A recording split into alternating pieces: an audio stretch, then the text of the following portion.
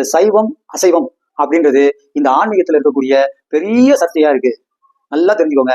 சைவம் சாப்பிடுறவங்க மட்டும்தான் இறைவனை அடையணும் அப்படின்னா இது வரைக்கும் நிறைய பேர் சைவம் சாப்பிட்டுருக்காங்க. எத்தனை பேர் சித்தரா மாறி இருக்காங்க அது சொல்லுங்க. அதெல்லாம் கிடையவே கிடையாது. சைவம் சாப்பிட்டாதான் சித்தராக முடியும், சைவம் சாப்பிட்டாதான் மேல்நிலை அடைய முடியும், இறைவனின் பாதத்தை அடைய முடியும் அப்படின்றதெல்லாம் கணக்கே கிடையாது. இது நல்லா தெரிஞ்சுக்கோங்க. கண்ணப்ப நாயனார் அப்படின்றவரு சைவம் சாப்பிடல.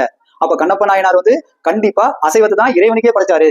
அப்படி இறைவனுக்கே படைச்ச அவருதான் நான் தன்னுடைய பக்திய ஒரு 2 கண்ணையும் எடுத்து சிவபெருமானுக்கு கொடுத்ததா கதை இருக்கு. அப்போ சைவத்துக்கும் அசைவத்துக்கும் பக்தி தான் வித்தியாசமே தவிர சரணாகதி அடையறதுதான் வித்தியாசமே தவிர இது உணவுல கிடையாது. நாம சாப்பிடுற உணவெல்லாம் உடல் சம்பந்தப்பட்டதே தவிர உயிர் சம்பந்தப்பட்டது கிடையாது.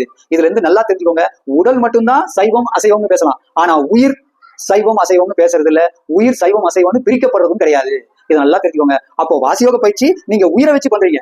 அதனால நீங்க சைவம் சாப்பிட்டாலும் ஒரே முறைதான், அசைவம் சாப்பிட்டாலும் ஒரே முறைதான். பாரம்பரியமா நீங்க பிறந்ததுல இருந்து உங்க தாய் தந்தையர்ல இருந்து யார் யாரு என்னென்ன சாப்பிட்டுட்டு வந்தாங்களோ அதையே நீங்க சாப்பிட்டா போதும். நீங்க சைவமே பாரம்பரியமா உங்க தாய் தந்தையர்ல இருந்து எல்லாரும் சைவமே சாப்பிட்டுருந்தா நீங்க சைவமே சாப்பிட்டா போதும். இல்ல எல்லாரும் அசைவமே சாப்பிட்டு வந்தாங்க, நானும் சின்ன குழந்தையில இருந்து அசைவம் தான் சாப்பிட்டேன் அப்படின்னா அசைவம் சாப்பிட்டாலும் வாசியோக பயிற்சியில நீங்க மேல்நிலை அடைய முடியும். இது நல்லா தெரிஞ்சுக்கோங்க. இது நல்லா நீங்க புரிஞ்சுக்கோங்க. எல்லாரும் சொல்லுவாங்க சித்தர்கள்லாம் சைவம் சாப்பிடல, அசைவம் சாப்பிடல, சைவம் தான் சாப்பிட்டாங்க அப்படின்னு நிறைய பேர் நிறைய சித்தர் மகான்கள்லாம் அசைவம் சாப்பிடல சைவம் தான் சாப்பிட்டாங்கன்னு சொல்லுவாங்க. அதெல்லாம் நம்ம பார்த்ததும் கிடையாது, நம்ம கேள்விப்பட்டதும் கிடையாது.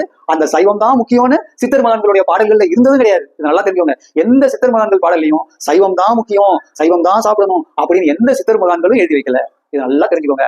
அசைவமும் சாப்பிடலாம், சைவமும் சாப்பிடலாம். அவங்கவுங்க விருப்பத்தை பொறுத்தது. நீங்க என்ன சாப்பிட்டாலுமே அது உடலை மட்டுமே சாருமே தவிர உயிரை சாராது.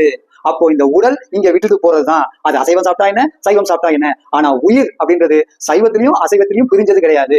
உயிருக்கு சைவமும் ஒண்ணுதான், அசைவமும் ஒண்ணுதான். இது நல்லா தெரிஞ்சுக்கோங்க. உயிர் அப்படின்றது இறைவன். அப்போ இறைவனுக்கு சைவமும் ஒண்ணுதான், அசைவமும் ஒண்ணுதான். அதனால நீங்க இந்த சைவம் அசைவன்ற அந்த குழப்பத்துக்கே வர வேண்டியதில்லை. கண்டிப்பா வாசியோக பயிற்சியை நல்லபடியா பயிற்சியை பண்ணீங்கனாலே சீக்கிரமா நீங்க வாசியில மேல்நிலை அடைய முடியும். இதுதான் உண்மையான விஷயம்.